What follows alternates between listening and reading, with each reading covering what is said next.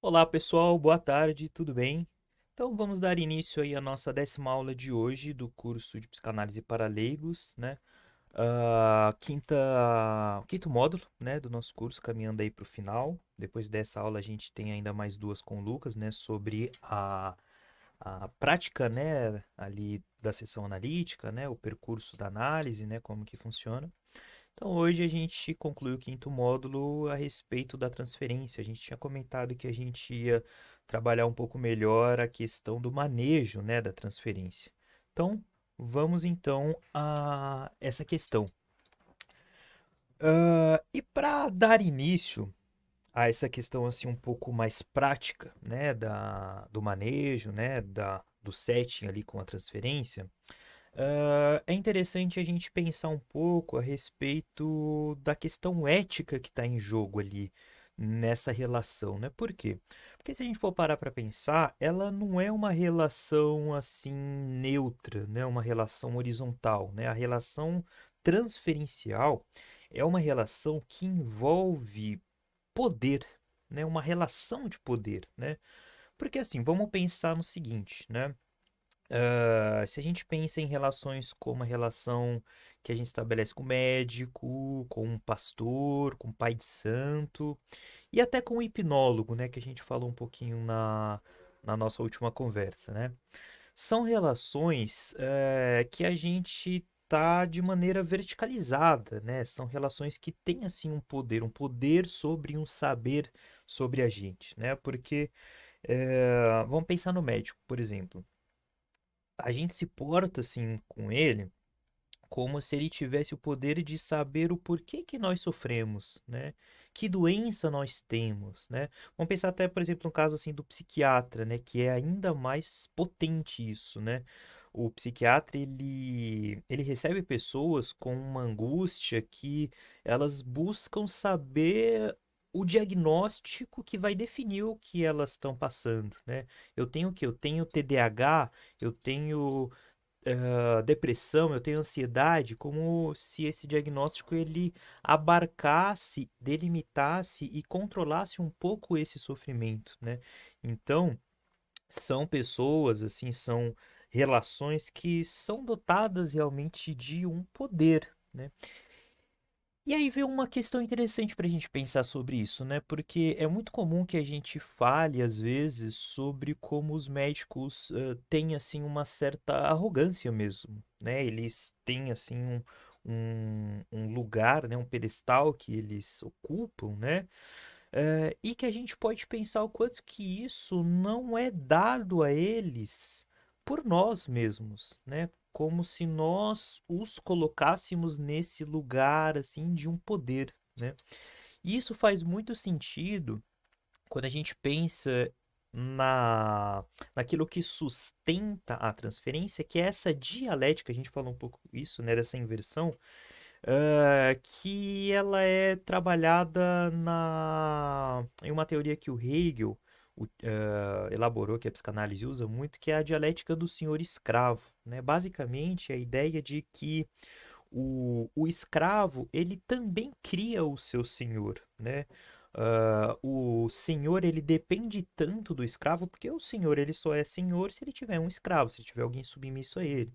Então ele depende tanto desse escravo, né, que ele dá ao escravo o poder de dar a ele o poder de ser senhor, né? Percebe? É uma dialética, né? Uma inversão constante.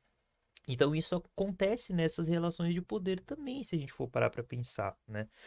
Só que qual que é a questão ética em jogo, né? Que esses outros lugares do médico, do pastor, do professor, né, pai de santo, hipnólogo, ou seja, esses lugares, eles se identificam com a posição que é dada para eles, né? Quase como se eles dissessem: sim, eu aceito ser o seu senhor, eu aceito esse lugar que você me coloca, eu aceito esse poder que você me dá, né?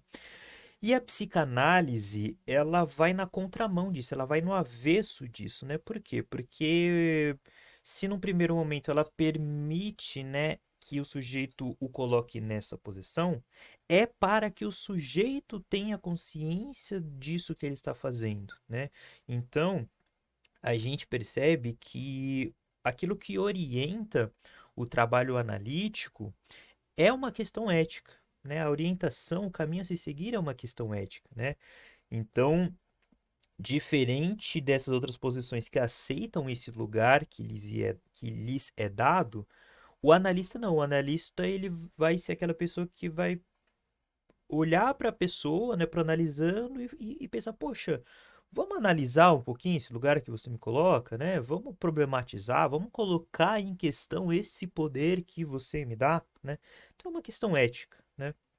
Então, se a gente for parar para pensar na nossa vida, nós estamos sempre buscando senhores assim que vão nos dar as respostas que irão solucionar os problemas da nossa vida, as grandes questões sem resposta que nos angustiam, que nos causam sofrimento. A gente espera que alguém seja capaz de responder, né, de ocupar esses lugares para gente, né? É um tanto até confortável ter alguém que responda por nós, né? Que banque as grandes aflições por nós, né? E a gente busca isso o tempo todo. E a análise, né? A psicanálise, ela vai se direcionar justamente a essa questão. Ali na análise com cada pessoa, com uma crítica social, com um trabalho tanto particular quanto aí é, social e universal mesmo, né? E aí, assim, tem uma coisa que é interessante, né, sobre esse lugar que a gente coloca os nossos senhores, né, os nossos mestres, né, porque assim, de novo, né, o médico, o pastor, pai de santos, professores e os nossos pais, né, eles têm aí essa alma, essa áurea, né, esse revestimento comum que nós damos a ele, né, porque nós damos a eles essa figura dotadas de um amor, né? São figuras amadas, temidas, respeitadas, inspiradoras, né? Figuras que nós nos espelhamos, né? Figuras aí que nós revestimos aí de todo esse esplendor, né? E aí, se a gente pensa nessa questão de ser amado, temido, adorado, que nós nos espelhamos, que nós nos inspiramos, isso remete ao quê? Se a gente for parar para pensar, aos primeiros modelos de relação que nós criamos e estabelecemos na infância, né? Porque nós começamos a construir esse tipo de transferência com o outro na infância, né? Por quê? Porque se a gente for parar para pensar, quando nós somos ainda pequenos ali, garotinhos, garotinhas, a gente olha para os nossos pais sempre de baixo, né? Porque nós somos pequenos em relação a eles, né? Eles são sempre assim gigantes para nós, né? Para uma criança, o pai ele é sempre algo grandioso pela própria estatura, né? A diferença de estatura, né? Então isso começa a se construir ali, né? Só que a psicanálise talvez seja a única ou uma das únicas, né, que tem essa preocupação ética desse lugar que nós colocamos as pessoas, né? Por quê? Porque isso diz respeito aos restos, né, que sobraram da infância, né, desses primeiros modelos que nós fomos criando na infância, né? Ao passo que talvez aí outras instâncias, né, de relação se aproveitem um pouco desse poder, né? A psicanálise não, a psicanálise ela vai no avesso no sentido de conscientizar o sujeito disso, né? Ah, ok, então uma questão primordial, né, para a gente se fazer é quando que isso surge, assim, na análise, né? Em que momento? Existe um momento específico, né? Por que que esse jogo transferencial ele se enlaça em um momento específico? Porque sim, há um momento específico em que isso aparece, né? Quando, né? A transferência ela surge, né? Ou ela aumenta, né? Ela encontra-se um pico justamente quando, aí agora uma perspectiva do Freud, né?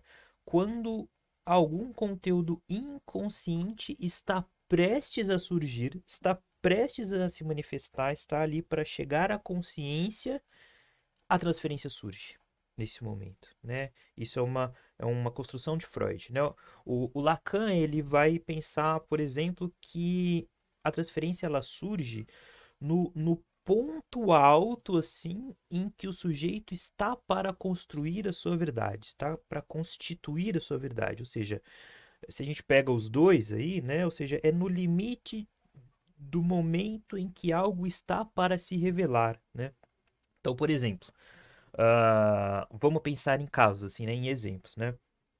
É muito comum que o sujeito na análise, quando ele tá assim em uma questão extremamente conflituosa, sensível, delicada, que o leva ao seu limite, é muito comum que nesse momento o paciente ele chegue e traga coisas como, poxa, eu fico pensando, isso é o paciente falando, né?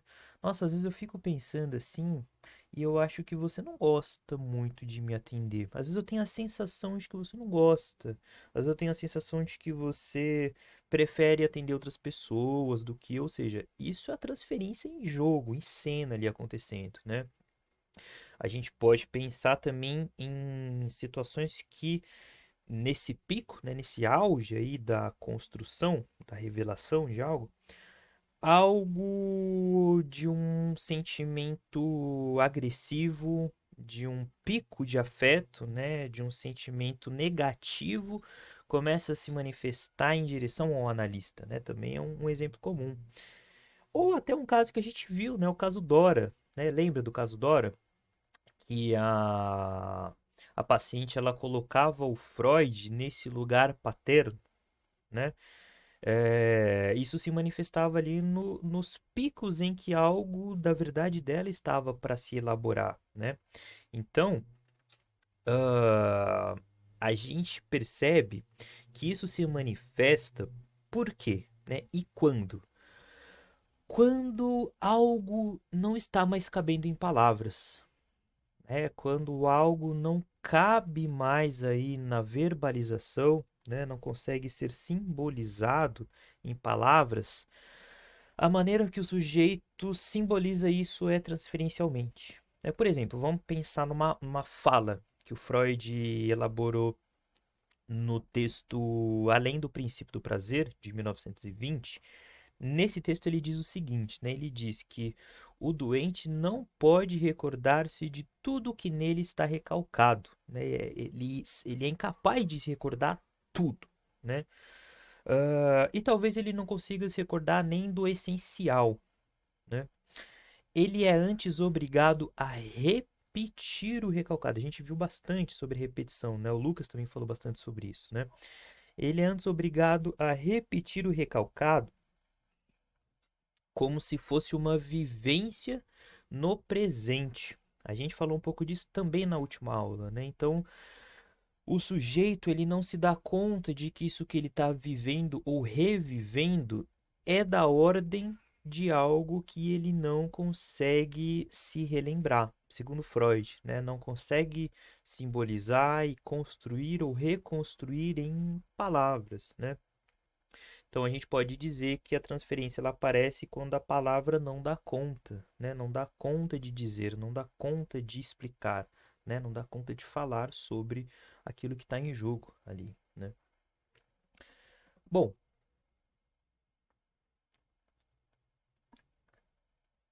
e já que a ideia é a gente então pensar hoje sobre o manejo da transferência, uma coisa que a gente precisa pensar primeiramente é sobre a contratransferência, né? No que a gente pensa quando a gente pensa em contratransferência? A gente pode pensar tanto assim no conjunto das reações inconscientes do analista, né? Então, assim, eh, tudo aquilo que o analisando afeta, influencia, gera sentimentos inconscientes no analista, tudo isso é da ordem da contratransferência, né? Ou seja, tudo aquilo que se o analisando direciona para o analista, o que que volta na direção contrária do analista para o analisando de maneira inconsciente, né? Mas, além disso, a gente também pode considerar contra-transferência tudo aquilo que, da ordem do analista, impede a transferência do analisando de acontecer, ou seja, tudo aquilo que vai contra a transferência, né, que realmente trava que esse processo do analisando aí de projetar nele aquilo que é do analisando, né? Então a gente pode dizer que isso pode ser da ordem, por exemplo, da personalidade do analista, né? Pode ser algum assunto assim mal resolvido, que ele não tenha total consciência do quanto está mal resolvido para ele, né? Tanto que o Freud ele vai dizer que nenhum analista consegue levar o paciente dele para além das suas resistências pessoais, das suas questões pessoais, para além das suas questões internas que não foram resolvidas, né? Então, a gente pensa em contra-transferência esses dois lados, né? Tudo aquilo que vai contra a transferência, que impede a transferência, mas também tudo aquilo que se manifesta ali naquele setting, na direção contrária, analista analisando, de maneira inconsciente, né? Então, assim, por conta disso, é que a gente percebe o quanto é importante o analista passar pelo processo de análise, né? Para que ele consiga, assim, no momento que ele está ali com o paciente dele, reduzir ao máximo possível as interferências dele no processo, né? As interferências pessoais, inconscientes dele naquele processo, né? Para que o analista ele consiga, assim, ser quase que uma folha em branco, né? O máximo possível para que o analisando projete nele o que é dele analisando, né? Tanto que a gente pode até pensar, por exemplo, né, se a gente vai usar um projetor, né, de filme, né, de tela, de PowerPoint, a gente precisa projetar no quê? Numa parede branca, né? Se a parede for cinza, for opaca, não fica tão nítido, né, a imagem. Então, para buscar essa nitidez do que é do paciente, a gente precisa que o analista seja o máximo possível essa tela projetiva, né? Para que a contratransferência ali não atrapalhe isso, né? Então, assim, para a gente tornar mais palpável, mais concreto isso do que é que se trata, vamos pensar em alguns exemplos, né?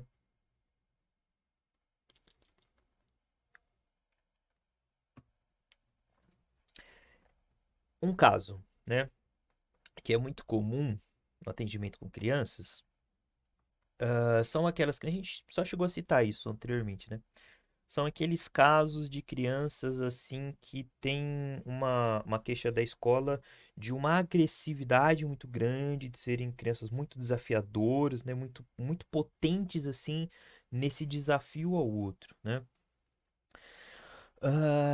Esse tipo de criança é muito comum que elas gerem uma revolta no analista, né? O analista é uma pessoa, o analista é um ser humano, ele não é assim uma máquina de análise. Ele é um ser que tem sentimentos, sensível, né? E é comum que ele se revolte com a criança, né? Por exemplo, tem criança assim que intencionalmente provoca o analista, né? É, já aconteceu assim de crianças, por exemplo, chegar assim e falar assim, nossa, uma parede branca, né? Eu não posso rabiscar essa parede, né? E o analista fala, não, não pode.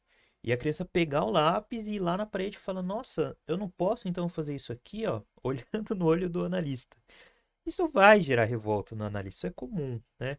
Só que aí a ideia é o analista ter consciência aí disso e saber o que que ele faz com isso, né? Isso também pode vir assim no polo contrário, né? No outro extremo desse sentimento. Por exemplo, o analista ele começar a ter um sentimento assim de superproteção ao analisando, né? E, por exemplo, às vezes não querer que ele passe assim por situações sofríveis, dificultosas, que vão ali gerar problemas para ele mesmo, né? Quase que o analista ele às vezes não percebe que ele está querendo proteger o analisando dele, né? É quase como se ele quisesse o bem do paciente, né? Isso é uma questão assim ética muito interessante, né? Porque o analista, ele não pode ocupar esse lugar de querer o bem do paciente nesse sentido, né? O analista, ele tem que ser aquele que quer a análise, que quer que o sujeito analise a questão em jogo. E aí, o sujeito analisando, ele que banque o seu desejo, banque as consequências do seu desejo, as consequências do seu ato, né? Mas o analista não pode ser aquele que deseja privar o sujeito de passar por experiências e de passar por sofrimento, né? Isso é anti-analítico, se a gente for parar para pensar, né? E o próprio caso Dora, né? Lembrem-se que o Freud, ele sambou ali na transferência que a Dora colocou ele no lugar de pai, porque o Freud inconscientemente ocupou esse lugar de pai. Ou seja, ele não estava consciente desse lugar que ele estava ocupando.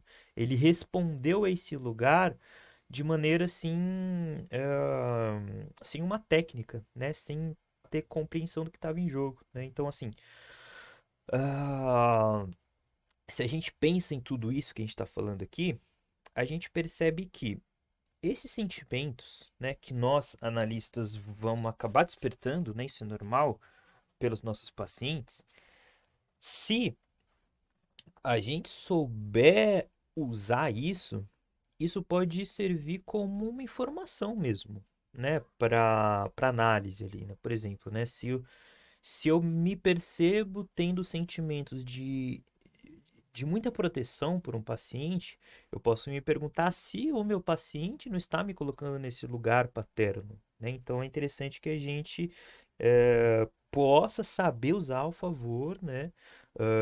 E saber que isso pode ser, né, da ordem da transferência dele, pode ser uma questão dele, né? Sempre colocar isso em possibilidade, né? Porque o próprio Freud, ele vai dizer que todos nós, assim, no nosso inconsciente, temos uma espécie de um instrumento que percebe o que o outro projeta na gente, né? Como se fosse uma característica da ordem do humano, né? Ter, assim, essa percepção do que o outro expressa em nós, né? Sobre nós, né? Ah, então isso é da ordem da contratransferência, né? Mas e da ordem da transferência mesmo? Assim, né? O que que de fato a gente tem que fazer quando uma transferência se estabelece? A gente pode dizer, de certa forma,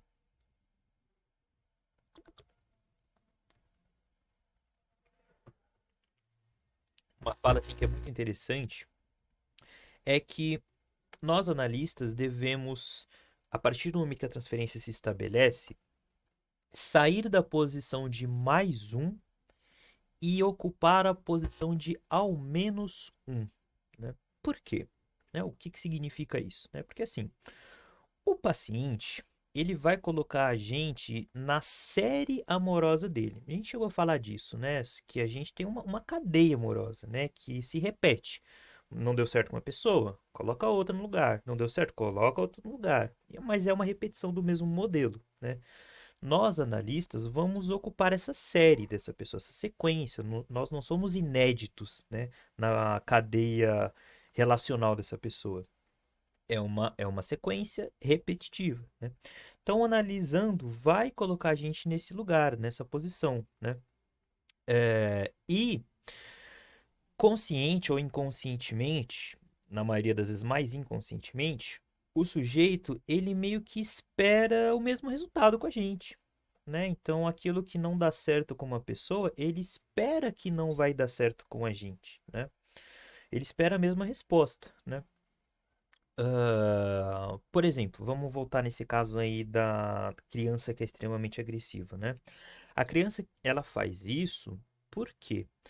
Porque ela já tem, assim, uma certeza de que ela vai ser rejeitada pelo outro, né? Ela provoca o outro porque ela já vem aí de uma sequência de relações que o outro a rejeitou, né? Então isso vai virando assim um ciclo retroalimentativo, uma bola de neve, né? Então ela sai de uma rejeição, se fere com aquilo e na próxima situação ela não encara aquilo como algo inédito e novo que ela desconhece. Então ela encara quase como se fosse a mesma coisa, que ela já tem essa certeza que vai dar errado, então eu já vou já logo fazer com que isso dê errado, né? Então ela espera que o analista vá responder de um lugar de rejeição, né? E se a gente não toma cuidado, a gente responde desse lugar, né? E aí é que entra o manejo transferencial. A gente não deve ocupar esse lugar de mais um, de repetir aquilo que a pessoa sempre vivencia. A gente deve ocupar o lugar de, né? Ou seja, o analista ele tem que, desse lugar que ele é colocado, responder de uma outra forma, né? Ah, ele tem que ser capaz assim de surpreender, de certa forma, o analisando, né? Lembrem do oráculo, do caso do oráculo que a gente falou, né? O oráculo, ele ocupa esse papel que o Neil tá colocando ela. Ela encena esse personagem. Só que ela vai usar esse personagem para responder de um outro lugar que ele não está esperando, né? Porque o que ele estava esperando era que todo mundo fizesse a mesma coisa, dissesse que ele é o que ele não é, né? Nós, analistas, fazemos a mesma coisa. A gente não nega esse papel que a pessoa dá pra gente, né? A gente não fala, não, ó, você tá me colocando no lugar de pai, não pode, acorda. Não. A gente, em um primeiro momento, precisa aceitar isso porque a pessoa não tá pronta para de cara ser rejeitada essa encenação, né? Então a gente encena esse personagem, mas a gente ocupa um lugar diferente. E aí a pessoa ela olha para isso e fala, nossa, caramba, ela se choca, né? E aí nisso que ela se choca, ela pensa, poxa, então talvez ao menos uma pessoa saiba, né, o que fazer com essa minha questão, né? Por isso sair de mais um, né, de repetir, né, vai ser só mais um, para ir para o lugar de ao menos ver a resposta para esse meu sofrimento, né? E aí, esse, desculpa, esse lugar, né, do ao menos um, só tomar um pouquinho de água aqui.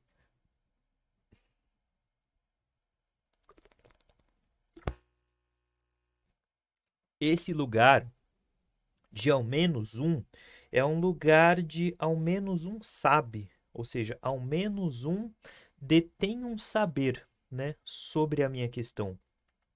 E é isso que o Lacan depois vai chamar de sujeito suposto saber, né? Ou seja, eu suponho um saber que ao menos um deve ter, né, sobre a castração, sobre o sofrimento, sobre essas minhas angústias, ao menos um deve saber.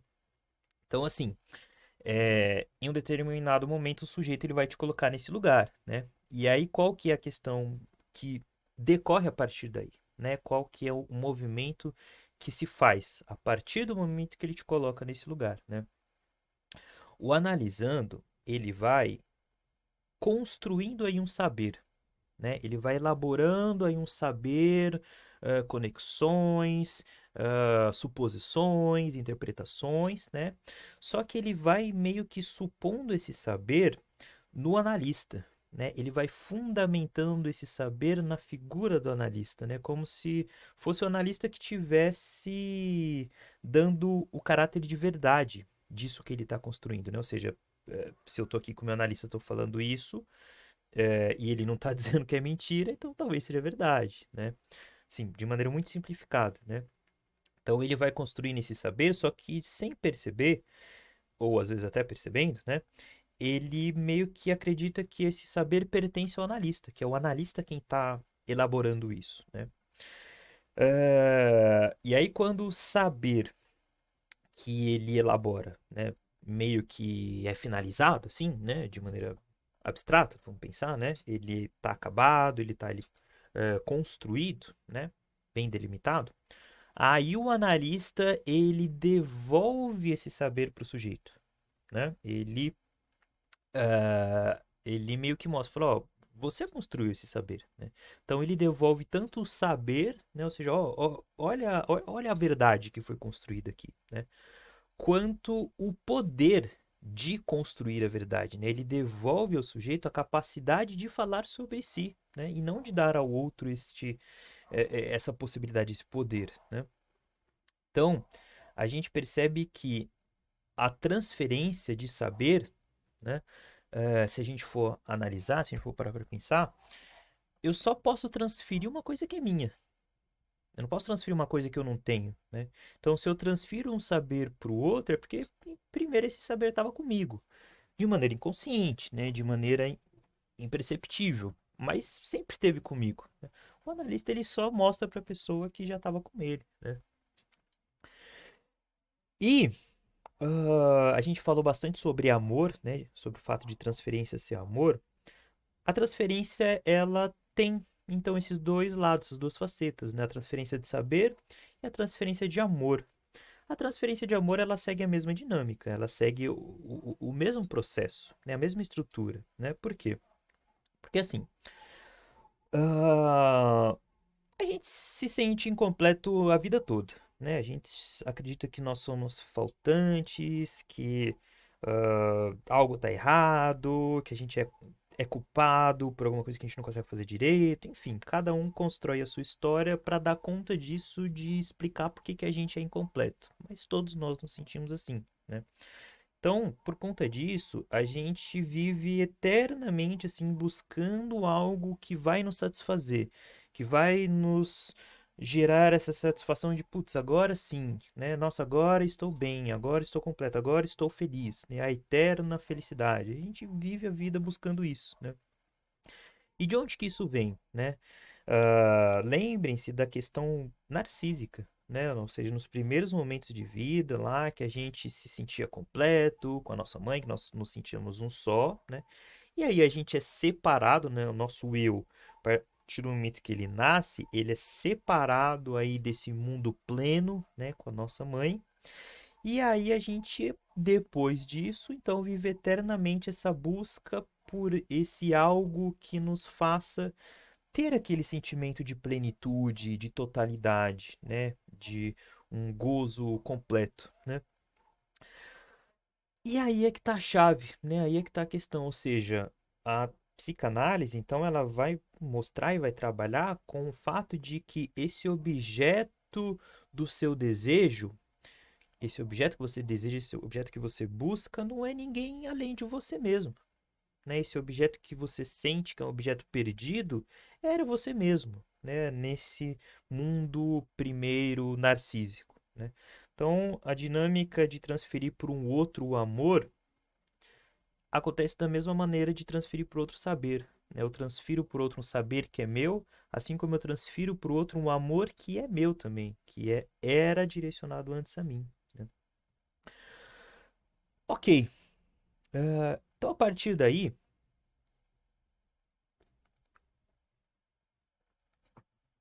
a gente tem aí essa noção, né, da transferência, o que está em jogo, né, como é que a gente maneja isso. Só que o buraco é um pouco mais embaixo, né, com a transferência. Ela não é algo assim tão, como é que eu posso dizer? Tão simples, né? Ela tem mais do que essas duas facetas assim de saber e de amor, ela tem outras facetas que tornam elas assim quase que contraditórias mesmo, né? Quase que ambíguas, né? Para o processo analítico, né? Por quê? Qual que é a questão? Se a gente for parar para pensar, a transferência, né? Ela é como a gente falou, né? O campo em que a análise precisa acontecer, certo? Então, para uma análise iniciar, primeiro, a gente necessita da transferência, né, para que ela ocorra, ok? Mas, ao mesmo tempo, a transferência, ela causa, assim, na análise, algo que precisa ser constantemente podado, né, controlado, limitado, né? Por quê? Porque se a gente permite que a transferência corra também ao Léo, né, livremente, e que a gente devolva totalmente isso para o paciente ele não suporta a transferência, né? Ela se torna assim intolerável se a gente não vai ali manejando. Então, ao mesmo tempo que a transferência ela precisa acontecer, ela também precisa sim ser balanceada, né? E além disso, além desses dois fatores, a transferência ela também tem um fator de resistência à elaboração, né? Por quê? Porque a gente falou, né, que a transferência ela acontece quando a palavra não dá conta, ou seja, por essa resistência do discurso de construir algumas coisas, às vezes é mais fácil eu transferir isso para o outro do que eu perceber que isso pertence a mim, né? Então se trata também de uma resistência. A transferência, às vezes, ela se mostra como esse obstáculo mesmo na análise que precisa ser manejado. Então, olha só quão louco é esse manejo da transferência. Se a gente for comparar a análise assim como uma viagem, né, como uma viagem que a gente vai seguir, a gente pode dizer então que ao mesmo tempo desculpa, ao mesmo tempo que a transferência é o motor da análise, ela também é o combustível que pode explodir, pode pegar fogo, né? E também é os obstáculos do percurso, né? Então a transferência é o motor, o combustível e todos os encalços, as pedras, os pedregulhos dessa viagem, né? Então, todas essas questões devem ser levadas em conta na hora de se pensar o manejo, né? Na hora de se fazer o trabalho do que está em jogo ali numa transferência, né? E aí a gente chega no fim, né? Não só no fim da nossa conversa aqui, mas no fim da transferência, né? Porque a transferência ela precisa ter um fim, ela precisa terminar, ela precisa acabar em um certo momento, né? Então, à medida que o analista vai percebendo que a análise está caminhando aí para esse término, ele precisa ir fazendo a desmontagem, né, dessa transferência. Ele precisa fazer ela ir se diluindo, né? Então, assim, se a gente pensa a transferência de amor, né, como um enigma, né, como uma questão para o sujeito, esse enigma precisa ser resolvido. Esse enigma precisa ser concluído na conclusão da análise, né? No término da análise, né? E aí que entra o ponto, às vezes paradoxal para o analista, para o lugar que o analista ocupa, né? Por quê? Porque se o analista esteve o tempo todo nesse pedestal que lhe é colocado, né, que o analisando o põe de poder, né, de poder sobre o saber, de poder sobre o amor, no fim da análise, o analista precisa suportar cair desse lugar. Ele tem que suportar ser desprovido, né, desinvestido de todo esse amor. Esse amor precisa ser, ele precisa cair mesmo, né, no final da análise. Por quê? Porque se o analista não suporta isso, né, ele não vai permitir que o analisando tenha condição assim de dissolver essa questão transferencial em outras relações, né? Que aquilo que se mostrou ali como um problema, como uma questão a ser resolvida, se não se resolve, continua a se repetir constantemente, constantemente em outras relações, né? Só que assim, entendam que não se trata da pessoa chegar no fim da análise e não conseguir mais fazer transferências, né, com outras pessoas, né? Não, né? A gente faz transferência o tempo todo, a gente precisa fazer transferência, a gente só se relaciona a partir da transferência. A questão é dissolver a questão transferencial ali em jogo, né, que estava ali acontecendo, né? Ou seja, a partir do momento que isso se resolve, o sujeito, ele, porque vamos só voltar para construir aí essa compreensão, para ficar claro, né, para vocês. Se o sujeito consegue fazer o analista dele cair desse lugar, desse pedestal, então ele vai conseguir fazer isso com outras pessoas também, né? Ele vai perceber que ele está colocando outras pessoas no lugar de oráculos, né? De pessoas que dão. Se o analista permite que o sujeito eh, despoje ele desse lugar, então o sujeito depois vai ter condições de olhar assim para as relações dele e ter essa sacada, né? Ter essa percepção, né? De falar, nossa, olha o lugar que eu tô te colocando, né? Desculpa, né? Olha como eu tô assim te deixando como responsável por curar as minhas feridas, né? Por curar assim os meus problemas, né? Ou seja, a gente se torna menos abusivo nos relacionamentos, né? A gente para de fazer as transferências nesse nível problemático, né? Nesse nível ah, ah, idealizado, né? E aí a gente se lembra da música, né, que a gente falou da Vanessa da Mata, nem percebe. Então faz muito sentido, né? Ou seja, ah, aquela ideia de que o que você quer me dar é demais, né? É pesado, não é paz. O que você quer de mim são irreais expectativas, né? Desleais, né? Só que na música a pessoa ela tá falando pro outro, né? Falou, "Ô, você tá fazendo uma relação abusiva comigo, né? Aqui a posição é o contrário, né? A ideia é que depois do fim de uma análise, a pessoa possa perceber, poxa, eu estou te colocando numa relação abusiva, eu estou sendo abusivo com você, eu estou, assim, te colocando em um lugar pesado. Parei, né? E tira a pessoa aí desse pedestal. Então a ideia é essa, né? Pra gente concluir, né?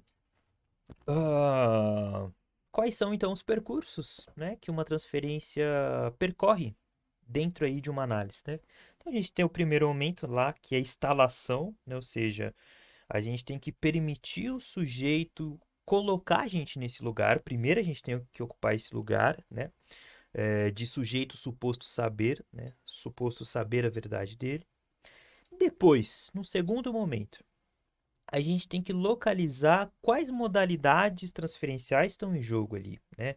A gente tem que perceber qual é o personagem que o sujeito está dando para a gente ensinar, né? Que roupas ele está dando para a gente vestir. A gente tem que localizar isso, né? Depois, no terceiro momento, a gente vai trabalhar uma interpretação, né? Desse jogo, dessa cena, né? Dessa transferência que está rolando ali, né? Ou seja, a gente vai acompanhar o sujeito a construir a sua verdade, né? A elaborar a verdade que é dele e devolver essa verdade para ele. Devolver o poder para ele construir a sua verdade, né? Devolver o poder de falar sobre si. E no quarto e último momento tem então a resolução da transferência, né? E aí é que a questão aparece, né? Porque como que a gente faz uma pessoa deixar de nos amar? Mas entendam, isso é diferente de fazer a pessoa odiar a gente, né? Não adianta também a pessoa sair da análise com uma questão com o analista, aquele analista é péssimo, aquele analista não foi o bastante, aquele analista não soube me entender, por isso que eu saí da análise com ódio. A transferência não acabou aí, a transferência continua em jogo nesse caso, né? E aí que tá o problema. Se a análise termina com a transferência rolando, essa pessoa vai só substituir esse analista por outra pessoa, né? E continua essa repetição constante dessa fantasia, né? Não, a ideia não é essa. A ideia é dissolver mesmo, né? A ideia é que o sujeito não precise mais desse tipo de transferência, né? Que ela consiga de dentro para fora, assim, resolver isso, né? Fazer com que isso simplesmente e naturalmente esvaneça, né? Para que ela seja capaz de repetir isso na vida dela. Bom, gente, vocês vão ver melhor como isso funciona com mais exemplos, né, com todas as outras questões que envolvem uma análise, além da transferência, com o Lucas, nas duas últimas aulas do módulo 6, né? E encerramos então aqui o módulo 5, né? Nos vemos aí então em outros cursos do IPM. Um abraço, pessoal.